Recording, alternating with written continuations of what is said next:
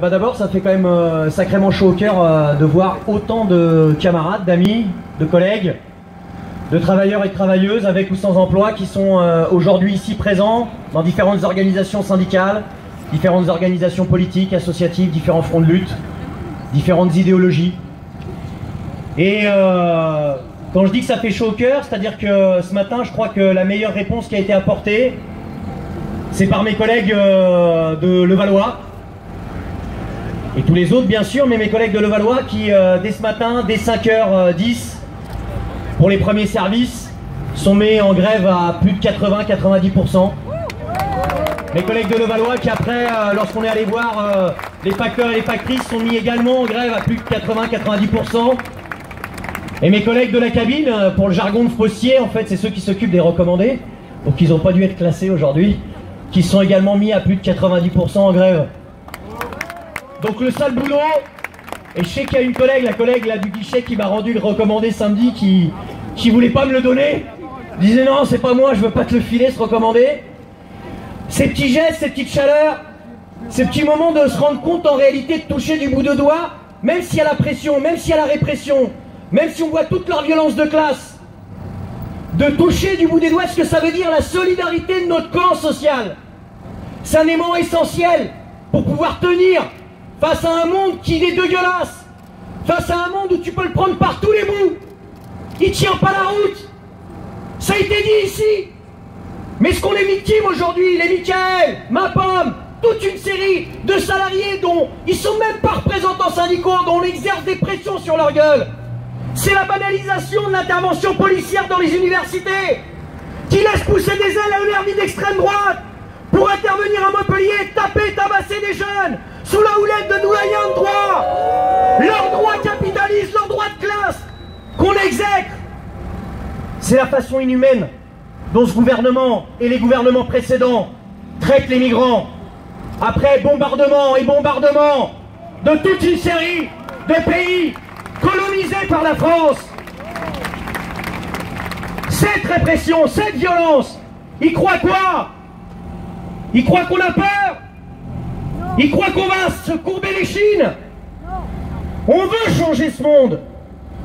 Ce qu'ils veulent justement aujourd'hui, c'est de faire courber les chines de toutes celles et tous ceux, hommes, femmes, quelle que soit leur religion, quelle que soit leur orientation sexuelle, qui se retrouvent dans un combat qui est un combat de classe, qui les transforme, qui transforme ce monde, qui a toujours été le moteur de l'histoire, qui a toujours été le moteur des progrès sociaux.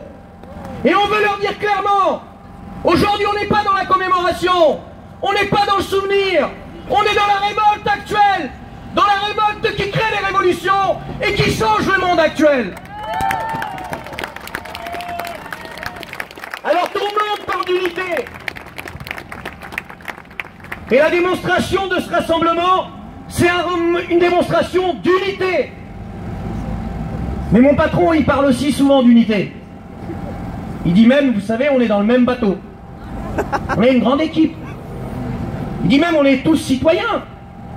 Ce matin, il y a un citoyen huissier qui arrive. Puis il y a un citoyen policier qui nous suit. Puis il y a un citoyen juge qui nous condamne.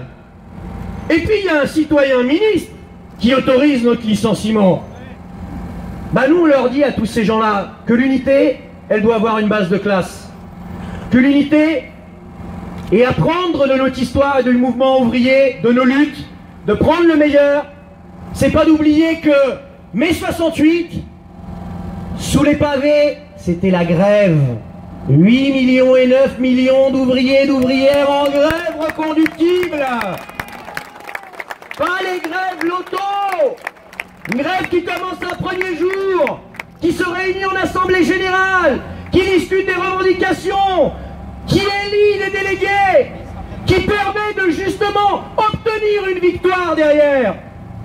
Et cette unité, ce qu'on s'est dit ce matin en assemblée générale, les postiers et les postières du 92, c'est qu'en fait pour nous le 3 avril c'était le 26 mars. Le 3 avril il a commencé pour nous dans le département le 26 mars. Mais cette question, elle ne pourra pas faire l'esquive les camarades. Débattre franchement sein de notre camp, c'est se dire aussi ce qu'on pense de la stratégie, de comment gagner, de comment serrer les coudes. L'unité ne doit pas servir à esquiver ces débats. En tous les cas, ça ne se fera pas en mon nom. L'unité doit servir à nous renforcer pour une stratégie qui nous permette de gagner. Et les derniers mouvements nous ont montré ce qui nous permettait de perdre. C'est les journées saute-mouton. C'est lorsqu'on manifeste pas tous au même endroit au même moment. C'est lorsqu'on fait des rassemblements pour telle corporation et tel autre un autre jour. Cela, on a envie de pouvoir le dire, l'expliquer, le défendre. Oui, le problème c'est le capitalisme. Oui, le problème c'est ses patrons. Mais il faut qu'on arrête de leur servir la soupe. Leur crainte en fait. Macron il fait le mariole. Il dit mais je crains rien, je sens pas la colère. Mais qu'est-ce que tu racontes que tu sens pas la colère? T'as vu la cote de popularité que t'as dans la gueule? T'as vu le nombre de secteurs qui se bagarrent? Ce qui a peur c'est justement de militants, d'organisations syndicales, d'organisations politiques, d'organisations associatives, de fronts de lutte qui font coaguler toutes ces bagarres. C'est ça l'unité. C'est l'unité de notre classe. Avec un profil, avec un programme, avec une stratégie. On ne peut pas le décréter, mais on ne peut pas l'esquiver. Et c'est ça qui bouleverse les montagnes. C'est ça qui renverse ce monde. C'est ça qui le remet à l'endroit. Il faut en finir avec leur monde. On nous disait pendant la loi travail, qu'est-ce que vous voulez? On leur répondait, on veut tout. Oh, regardez, mais ils sont dingues. Oui, on veut tout. Qu'est-ce qu'ils aiment pas? Ils aiment pas le syndicalisme qui remet en cause leur pouvoir de direction. Quand on leur dit, mais pourquoi c'est toi qui décides? Tu fais pas de tournée. Tu distribues pas le courrier. Pourquoi c'est toi qui décides de la fermeture des bureaux? Pourquoi c'est toi qui décides de la fermeture des hôpitaux? Pourquoi c'est toi qui décides des fermetures d'emplois? Oui, la question qui est centrale, c'est qui décide? Qui décide dans le monde futur, mais qui décide aussi pour nos grèves? Et pour ça, il y a besoin d'assemblée générale, de discuter démocratiquement, mais aussi de donner une boussole. Et la boussole qui est la nôtre, c'est celle de la grève. On nous parle du statut des cheminots, pour mieux nous faire oublier le statut des Arnaud, des Muriel Pénicaud, des Sarkozy, des Lagarde, et la liste est trop longue. Alors oui, on va terminer en disant une chose. On va gagner. On va gagner parce qu'on est plus nombreux. Je vais recevoir sûrement cette lettre de licenciement, mais on va tout faire pour qu'elle n'arrive pas. Mais s'il me licencie, dans cette logique de qui décide, pourquoi ce serait Muriel Pénicaud qui déciderait, ou mon employeur qui déciderait si je suis représentant ou non des postiers et des postières du 92? Je ne représente pas les intérêts de Muriel Pénicaud. Je ne représente pas les intérêts de Philippe Val, PDG de la Poste. Ça serait au postier postière du 92 de déterminer si je le représente. Et le jour où ils en vivront avec leur lettre de licenciement, le lendemain, je serai avec mes camarades, avec mes collègues, avec mes amis, dans l'unité, dans un bureau de poste, pour dire qu'on sera toujours à représenter les salariés. C'est nous qui décidons qui on représente ou pas. Alors justement, les camarades, ce rassemblement, on veut aussi qu'il serve pour l'action.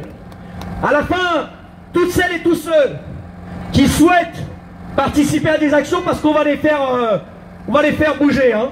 On disait ce matin qu'il va falloir qu'ils bouffent pas mal de choc à pic. On va en bouffer pas mal du choc à pic. Hein. Pas mal de vitamine C aussi. Tous ceux, toutes celles qui viennent au camion, il y a des actions qui sont prévues sur la semaine, qui laissent leurs coordonnées comme on a toujours fait. Et aussi, pour celles et ceux qui sont là, des élus, des personnalités, on se dit aussi qu'une petite visite de bureau, de comment ça marche, la Poste, ça pourrait être intéressant. Donc s'il y a des élus, des personnalités, des représentants d'organisations qui sont intéressés, de venir aussi au camion. Merci à vous. Il y a des camarades qui sont venus de très loin, il y a des camarades qui sont venus et que ça leur coûte en termes de jours de grève. Très franchement, la reconduction de la grève pour demain, c'est la meilleure forme pour pouvoir gagner. Merci à vous tous.